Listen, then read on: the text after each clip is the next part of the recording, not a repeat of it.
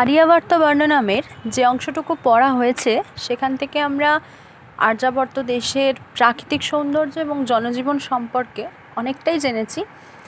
আজকে আর্যাবর্ত বর্ণনামের শেষ অংশটুকু জানব।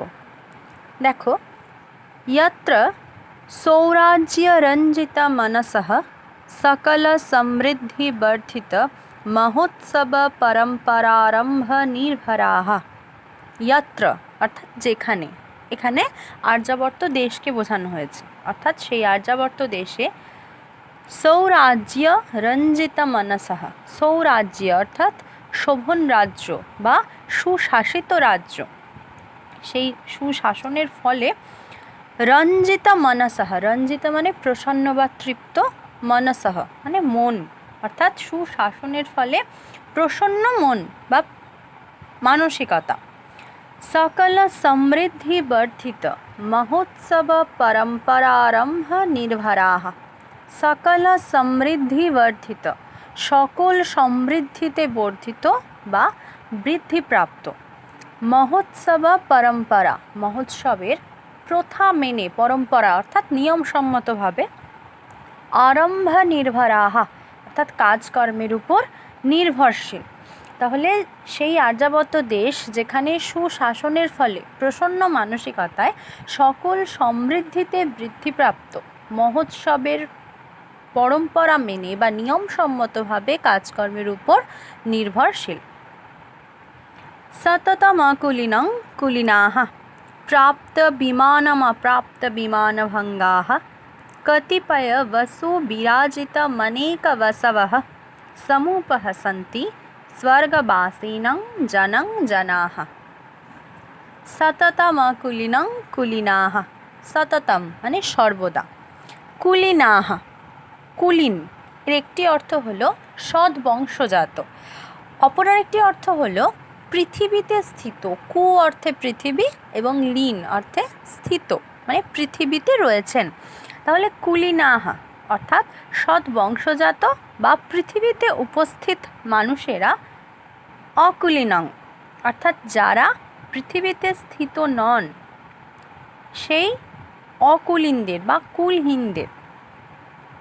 প্রাপ্ত বিমানম অপ্রাপ্ত বিমানভঙ্গাः, অপ্রাপ্ত বিমানভঙ্গাः অর্থাৎ অপ্রাপ্ত অহংকারযুক্ত ব্যক্তি, মানে যাদের মধ্যে অহংকার নেই, সেই অহংকারহীন ব্যক্তি তারা প্রাপ্ত বিমানম অর্থাৎ দেবরথ প্রাপ্ত দেবতাদের।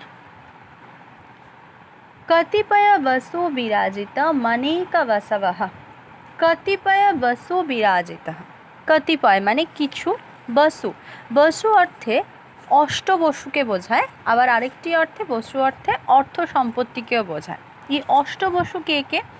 ধ্রুব, ধব, সোম, বিষ্ণু, অনিল, অনল, প্রত্যুষ এবং প্রভাস, এই 8জন বসু বিরাজিত যে দেবতা তাদেরকেও বসু বিরাজিতম বলা হয়। তাহলে এখানে দুরকম অর্থেই, অর্থাৎ কয়েকজন বসু বিরাজিত বা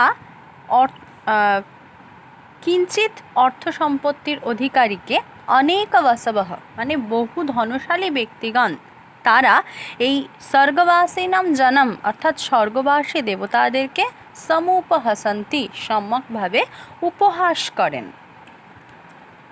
কথং চাসৌ স্বর্গান্ন বিশিষ্যতে, কথম মানে কেন, চ আসৌ স্বর্গাৎ ন বিশিষ্যতে অর্থাৎ কেন আসৌ অর্থাৎ এই আর্যাবর্ত স্বর্গাৎ ন বিশিষ্যতে স্বর্গ অপেক্ষাও বিশেষ বড় নয়। যত্র গৃহে গৃহে গৌরীয় স্ত্রিয়ঃ অর্থাৎ যেখানে ঘরে ঘরে গৌরীয় স্ত্রিয়ঃ, গৌরীয় অর্থাৎ গৌরবর্ণা বা শুদ্ধ স্বভাবযুক্ত স্ত্রীলোক আছেন, অর্থাৎ স্বর্গে একজন মাত্র গৌরী বা উমা আছেন, কিন্তু আর্যাবর্তে ঘরে ঘরে গৌরী বা গৌরবর্ণা শুদ্ধ স্বভাবযুক্তা রমণী রয়েছেন। মহেশ্বর লোকঃ, মহেশ্বর স্বর্গে একজন মহেশ্বর বা শিব, কিন্তু আর্যাবর্তে ঘরে ঘরে মহেশ্বর অর্থাৎ সমৃদ্ধশালী ব্যক্তি রয়েছেন। সশ্রীকা হরয়ঃ, সশ্রীকা এটির স্বর্গের ক্ষেত্রে অর্থ হলো শ্রী অর্থাৎ লক্ষ্মী, লক্ষ্মীর সঙ্গে হরয়ঃ হরি অর্থাৎ বিষ্ণু। তাহলে স্বর্গে লক্ষ্মীর সঙ্গে একজন হরি বা বিষ্ণু আছেন, কিন্তু আর্যাবর্তে ঘরে ঘরে সস্ত্রীক হরয়ঃ অর্থাৎ সুন্দর শোভাযুক্ত ঘোড়া রয়েছে, অশ্ব রয়েছে। পদে পদে ধনদাহ সন্তি লোকপালাহ।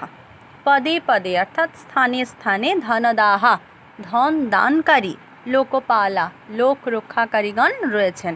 এই ধনদ শব্দের অর্থ হলো কুবের, অর্থাৎ স্বর্গে একজন ধনদ বা কুবের রয়েছেন, কিন্তু আর্যাবর্তের ঘরে ঘরে ধনদাতা লোকপালেরা রয়েছেন। কেবলং না সুরাধিপো রাজা। কেবলমাত্র সুরাধিপ অর্থাৎ ইন্দ্র, দেবরাজ ইন্দ্র, স্বর্গের ক্ষেত্রে দেবরাজ ইন্দ্র হলেন সুরাধিপ।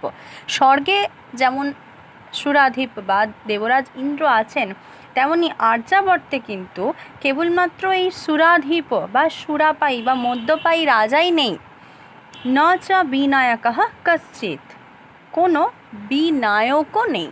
বিনায়ক অর্থাৎ নায়কের বিরুদ্ধাচারী বা রাজার বিরুদ্ধাচারী ব্যক্তি। স্বর্গের ক্ষেত্রে বিনায়ক এর অর্থ হলো গণেশ, অর্থাৎ স্বর্গে বিনায়ক বা গণেশ আছেন, কিন্তু আর্যাবর্তে রাজার কোনো বিরুদ্ধাচারী ব্যক্তি নেই। কিং বহুনা, এর অধিক কি বলবো। দেশঃ পুণ্যতমোদ্দেশঃ কস্যাসৌ ন প্রিয় ভবেৎ युक्त अनुक्रोश संपन्नैर्यो जनैरीव यो जनैः। देशः पुण्यतम देशः, বলছে এই দেশ পুণ্যতম দেশঃ অতি পবিত্র, যার উত্তর ভাগে রয়েছে হিমালয়, উদ্বেশঃ অর্থাৎ ঊর্ধ্বভাগ হিমালয়। কস্যাসৌ ন প্রিয় ভবেৎ, কার না প্রিয় হওয়া উচিত। युक्त अनुक्रोश संपन्नैर्यो, अनुक्रोश संपन्नैः অর্থাৎ দয়ালু, দয়ালু जनैः মানুষগণের দ্বারা যুক্ত, योजनैः যুক্ত এবং যোজন পরিমাণ বিস্তৃত। বলছে দয়ালু মানুষগণের সঙ্গে যে দেশের সংযোগ রয়েছে, যে দেশের ভূমি বহু যোজন বিস্তৃত এবং যার উত্তরভাগে বা ঊর্ধ্বভাগে অতি পবিত্র হিমালয় বিরাজ করছে, এমন আর্যাবর্ত দেশ কারই না প্রিয় হয় বা কার না প্রিয় হওয়া উচিত।